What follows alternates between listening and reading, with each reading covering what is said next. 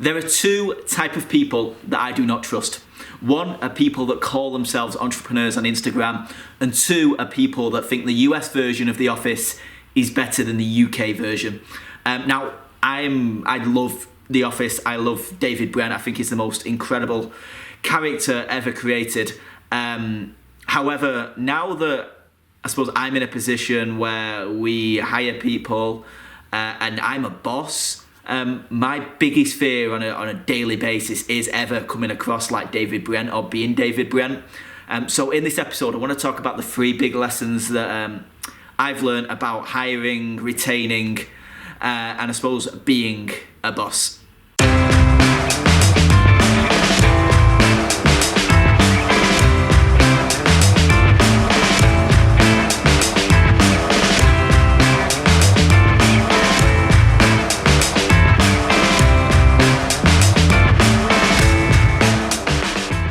So number 1, I want to talk about hiring great people.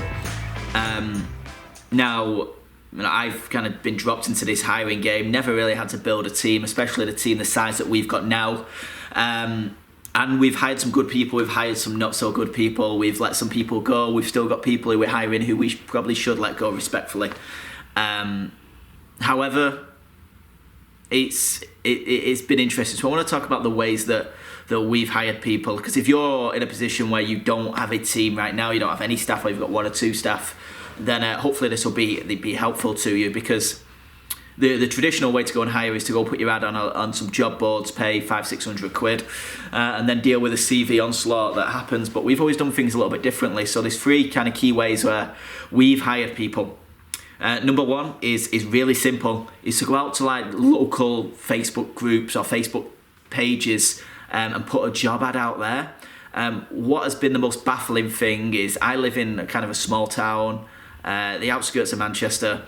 You wouldn't particularly think it's a town full of marketing talent, yet I've put some job ads out and I've found people that are phenomenal, like really good marketers, a really good track records, and they were looking for a new opportunity. And it's just been like, I would have overlooked this completely. I'd have been putting job ads out for a much wider demographic, wanting people to travel when people are kind of in your own back garden.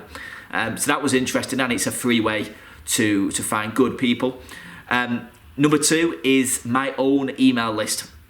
So I'd say the member of staff that we have who's probably been the most impactful member of staff that we've got came from my email list. I sent an email to my subscribers saying there's a position that's opened up. This person applied. They have been absolutely phenomenal. Like, blown us away. They've built a team underneath them now. It's been pretty extraordinary. Third thing is prospecting on LinkedIn. So this is interesting. Every time we need someone who's a little bit of a specialist, we go LinkedIn hunting. We keep the demographics small. We look for skills. We look for either returning to work or new job or out of work. And we always find good people. And you basically, it's a CV library search of people that aren't in a position where they're maybe looking for work, but with the right message and the right conversation, you can start having those discussions with them. So they're the 3 ways we've found people, and we've built a very, very good team off the back of it. Secondly, I want to talk about building culture in order to retain staff and get the most out of staff and build that real team vibe. So our 2 businesses, 1 is everyone's in an office environment. 2 is there's 2 office environments and a few people dotted around who are remote workers. So completely different challenges. Let's talk about the office environment one first, because our Scribble Mail office, honestly, is the most fun place to spend your time. It's just full of it's just belly laughs. It's just, we built a team where this kind of the inside jokes and the culture around it, and it works because they're a team that are sizable. If it grew to 30, 40, 50 plus staff, then I suppose we'd lose that kind of tight-knitted culture. But at the moment, it's a brilliant place to be.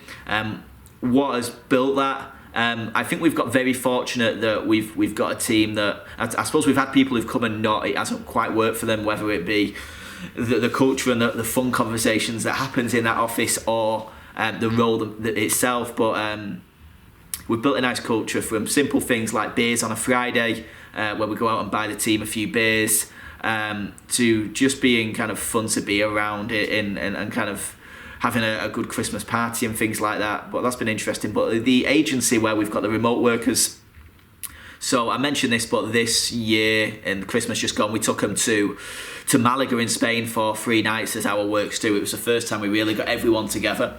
And in terms of building culture, because we were working remote, working with a lot of live chat to communicate and project management tools, where I was working with names that I'd never actually had a conversation with, but communicate with them often through these kind of tools. So to bring everyone to Malaga and have 3 days, which was full of food, beer, and kind of fun, and doing things like segways and all that kind of stuff, it really did build massive kind of culture, so much so that it's been brilliant this year already. The team are just kind of working in harmony, and then looking forward to doing a summer kind of get together, and then a big Christmas do again this year, based on us hitting some big targets.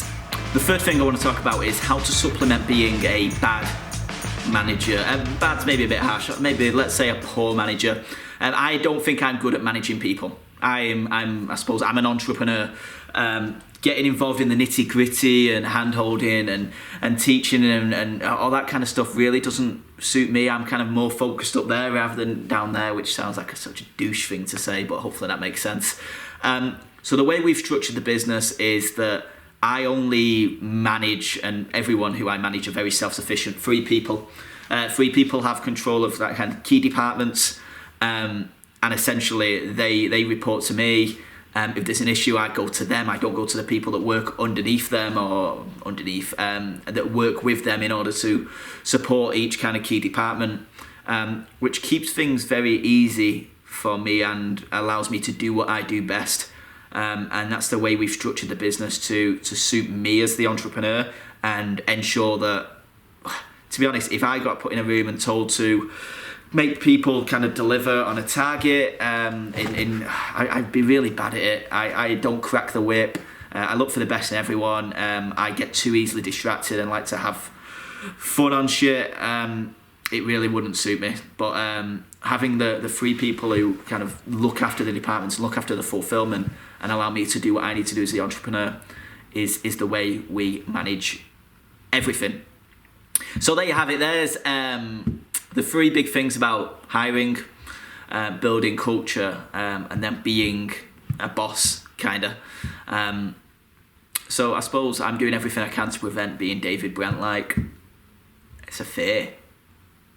Right, I'm done. Speak to you soon.